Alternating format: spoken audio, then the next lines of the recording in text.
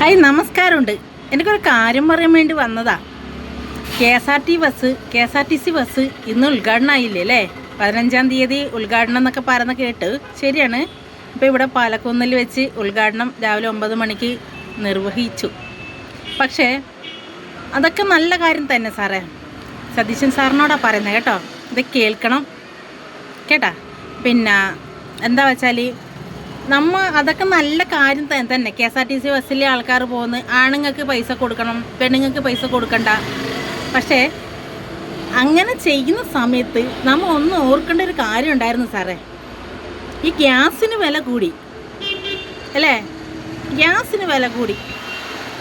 ഒരു സമയത്ത് ഗ്യാസിന് ഭയങ്കര വില, അല്ല ഹോട്ടലൊക്കെ അടച്ചു പൂട്ടി. പിന്നീട് ഉണ്ടായ കാര്യങ്ങളെന്ന് വെച്ചാൽ വെറുതെ ഇതുവരെ ഈ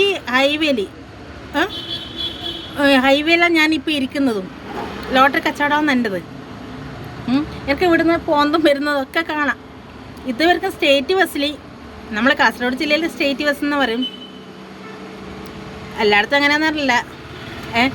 അപ്പം ഞാൻ സ്റ്റേറ്റ് ബസ് എന്നാണ് പറയും. കാരണം വെച്ചാൽ ഈ വേറെന്തൊരു ഇതെല്ലാം ഗ്യാസിന് വില കൂട്ടിയത് എന്തിനാണ്? ഈ വെറുതെ സൗജന്യ യാത്ര.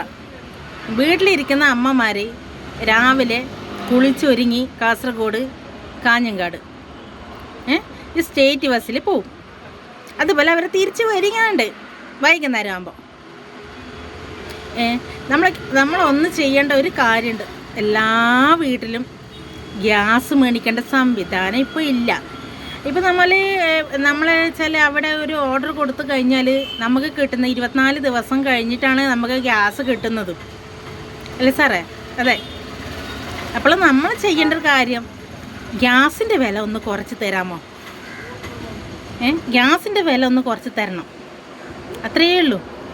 ഈ സൗജന്യ യാത്ര നിങ്ങൾ എന്ത് വേണം കാക്കിക്കോളൂ.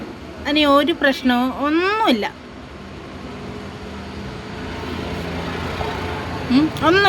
ഒരു പ്രശ്നവും ഒന്നുമില്ല. പക്ഷേ ഈ ഗ്യാസിൻ്റെത് ഒരു ചെയ്യാൻ പറ്റുമോ അറിയാൻ വേണ്ടിയിട്ടാണ് ഞാനൊന്ന് വന്നത്. നിങ്ങളുടെ ഇഷ്ടം.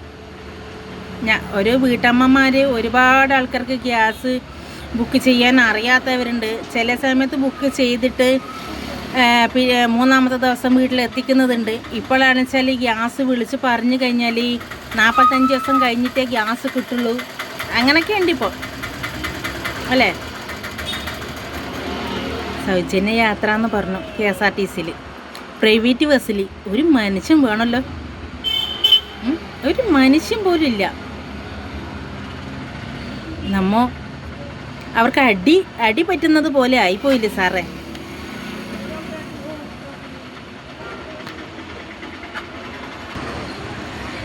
കേന്ദ്ര സർക്കാരിനോടാണ് പറയാനുള്ളത്.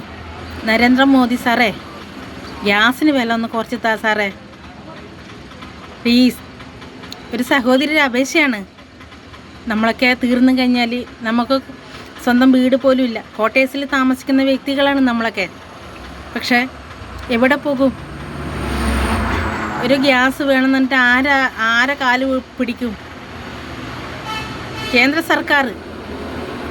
സർക്കാരിനോടാണ് ഞാൻ ഈ സംസാരിക്കുന്നതും. സതീശൻ സാറിനോടും സംസാരിക്കുന്നുണ്ട്. എല്ലാവരോടും സംസാരിക്കുന്നുണ്ട്. എല്ലാവർക്കും കണ്ട് എൻ്റെ അഭിപ്രായം ഒന്ന് നിങ്ങളൊന്ന് പരിഗണിക്കണമെന്ന് അപേക്ഷയുണ്ട് എനിക്ക്. സഹോദരനെ കൈവിടല്ലേ സാറേ. തെറ്റുകുറ്റങ്ങളുണ്ടെങ്കിൽ ക്ഷമിക്കണം.